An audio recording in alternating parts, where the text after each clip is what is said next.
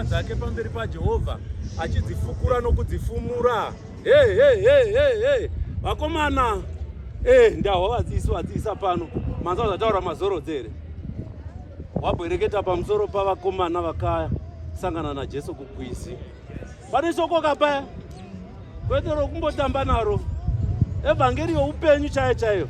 But there is an instance yezvaanga achitaura isingabatiki nesu takagara nesu takamira. Chokutanga varume vaya mazorodze chavakagona kuteerera wakanga achidi. Chechipiri vakakudzazve uya wakadini. Chechitatu ndobva votevera zvadini. Maresults ndobva adini. Hatina maresults mukutenda kwedu nenhau yokusateerera, yokusakudza nokusatevera. Ivai vateveri vaMwari savana vanodini.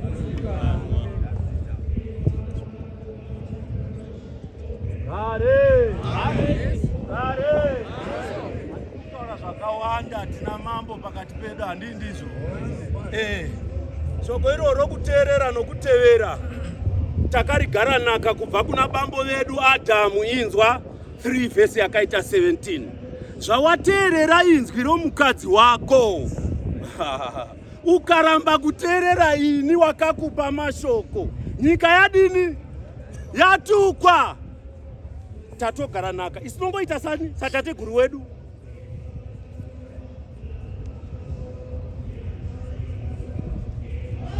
Vasvika kuna Samueri.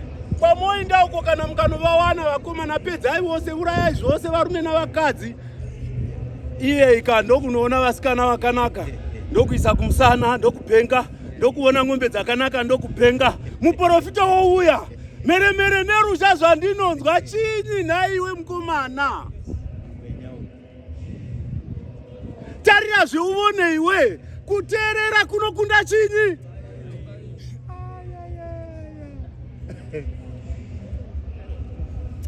Ngataura zvokuteerera mutungamiriri kuchechi iwe usinganzwi inzwi rabambo vako vakakubereka chaivo.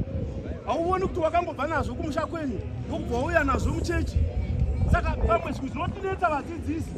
Munhu haana kurutsa. Unorutsa sei? Soromoni unobata mwana, vakadzi vauya, inzwa mashoko ebhuku. Uya akati ndowake, akati uya akati haiwa zvakanaka. Ndazvinzwa vakomana, nyaya iri pano haichanetsi. Tongoti napakati, umwe otora zheve neziso, umwe zheve neziso, upside down, banga rakabatwa. Vanhu vochema vakati kuti mwambo unoutsinye. Izvo ndopoda kuparidzwa uchenjerwani kwaSoromoni. Zvaidudzira chini? Christ is the wisdom of God. Sei mwana areretswa kuti arutse mukaka wamai vasiriwo? Muno mukaka wamakabva nawo kumusha kwenyu mukauya nawo musiwo.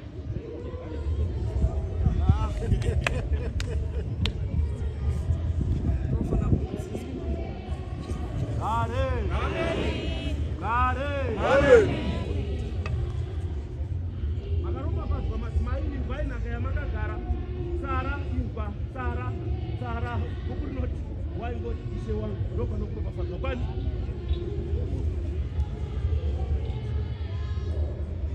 Wasvika pavakomana vaida vakadzi, zvikanzi chamari inzwa Sara, teerera, ndourawa nokuda kwako, ndirarame, iwe itori hazvandia. Venya mukangosiya akadero watotorwa, watoenda. Hani munozva Sara wakaiswa runyoka naJehovha. Sara ndokubva aiswa runyoka naJehovha. Nyika zvikanzi vakadzi venyu kana mbudzi dzenyu hadzichabereki nokuda kwemunhu wamabata mudzimba dzenyu. Kusvika murume uya achema ati bodoshe, iye ndiye wandinepera, wati yazvanzi yake, ndokusaka maziso angu aita sokurwera warwerwa. Ndandofunga kuti ndawana. Zvikanzisiya mukadzi womunhu, muprofita. Shoko rokuteerera tarivambirwa namazorodzoro. Ndiye wavamba vhangeri iri pano. Ngaringaruve nesu. Ngaringaruve nesu. Ndatenda Mwari, unoverenga kuverenga shoma nene. 13 vhesi rakaita 17. Simuka mwana kuverenga. Hebu.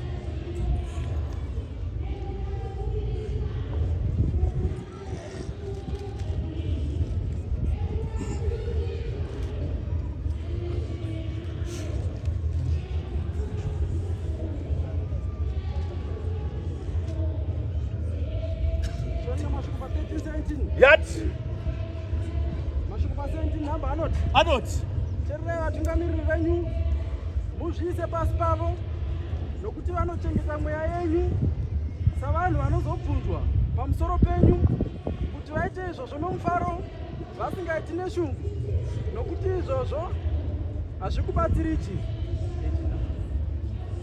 ungonyurenga izvere madhira izvere mwanangu dzokururazve dzokurura ichidzokorora mashoko pa13 nhamba vanhu vanogona kunga tatotipana kaipo pano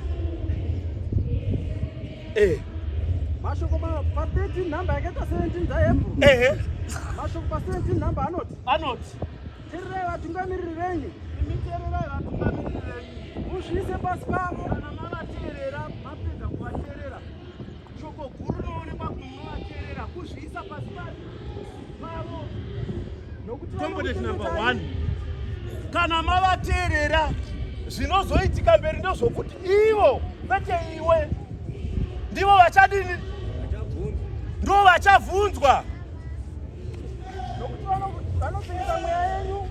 tinovateerera chini ndo vanochengeta mweya yedu. Vanoichengeta sei? Pamusoro penyu vanoichengeta sei moyo? varinoda vachirambira yagore chayaparipadaiisa chaita kuti vaziyoni vatambure vaone nhamo kuno kuHarare havateereri vanyamwa. ani mambidza kuzozo yemunhu kuropafadzwa kwomuziyoni uri muHarare waDhavhidhi kana achida kukomborerwa achida kusimudzwa naJehovha unongofanira kuzviisa pasi pavanyamwa.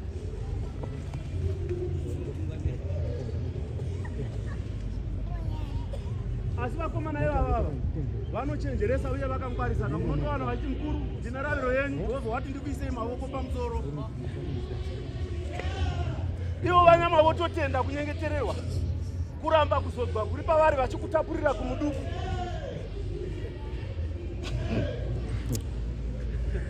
inzwa zvakaita Dhavhidhi wakatendera.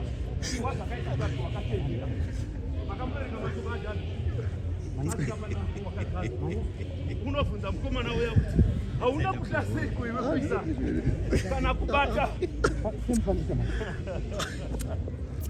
ndepapa navanoverenga bhaibheri kana ukasaverenga ndogona kunge dziri ngano kwauri. asi ndichoparidza kare nange ukaprofita sei reketa kumbofa uchirota uchiisa mavoko pamusoro pavanyama. ivo ndo vakapiwa simba naDhavhidhi naSamueri rokuisa mavoko pamusoro pako. chako ingova kuti mweya wati mukuru kuti zvinhu zvenyu zviite dai madai zvakadai. upenyu hwangu hwose zvaari kutaura handisati ndamboona muprista achiiswa neprofita kare ndiri muprista wakazodzwa ini. vanyama vakagwara handivana matirika handasvika ndosvika ndichinamata ndiri koko nokuti ivo vane zodzo yakadarika yani.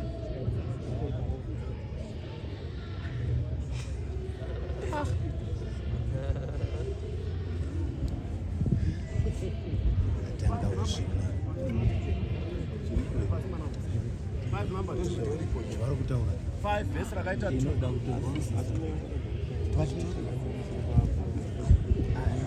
mweya unotaura mashoko aPetro nango ukatangira zvakupahwani mwana wangu mashoko pa5 namba yakaita 1 mashoko panamba 1 anoti naizvozvo tinorayira vakuru pakati penyu.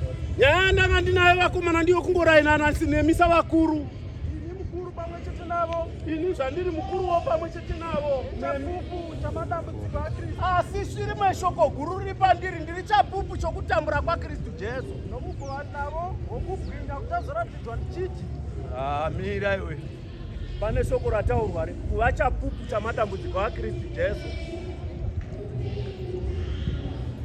shumba vamuda vanhu ndatenda teererai muevhangeri yatodzidzisa pano kuva chapupu chamadambudziko aKristu Jesu. kana munhu akagwara asanongedza baba munini nokuti Kristu wakatambura nokuda kwake iye unozadzisa dziya nhamo dzakasara pamusoro pani. Pauro unozoti unopireiko hama yako mhosva iwe?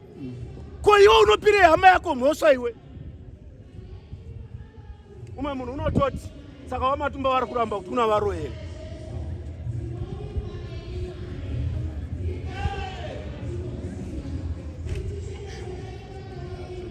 muchava muchane simba kana mweya muchene uchinge wagara pamusoro penyu. Mugova zvapupu zvangu mukati meJudhea neSamaria. Ivo vachiroya imi muchidini? Ndiri chapupu chamadambudziko aKristu. Saka kumwe kurwara inzwai vakomana kunouya kuti kuzadzisise kutambura kwakaita Kristu Jesu, kuti mutakure muchinjikwa pamwe chete nani. Musazoroya zvevanhu imi muchiti wamatumba wakati hakuna vanoroya imi. Erenga ubeze mwangu. Mashoko pakoma anoti tifudzai boka raMwari riri pakati penyu. Imiwo vakuru imi fudzai boka raMwari riri pakati penyu. Musingazviti nokurovererwa, asi nomwoyo unoda nokuda kwaMwari. Musingazviti nokuda kwokukarira pfuma yakaipa iri nhambwe.